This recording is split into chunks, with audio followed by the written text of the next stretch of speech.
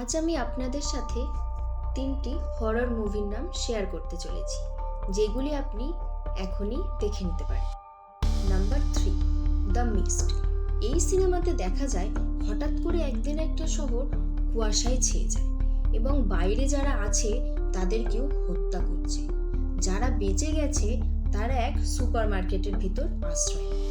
এই emergency situation থেকে কিভাবে সার্ভাইভ করবে সবাই, এই নিয়ে সিনেমাটি আমাদের চিন্তার গভীরতায় ডুবিয়ে নিয়ে যায়।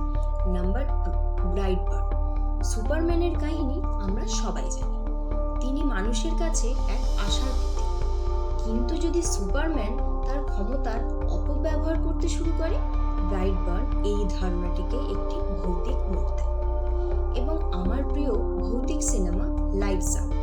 এটি প্রথমে একটি শর্ট ফিল্ম ছিল, পরে একটি ফিচার ফিল্মে পরিণত করা হয়।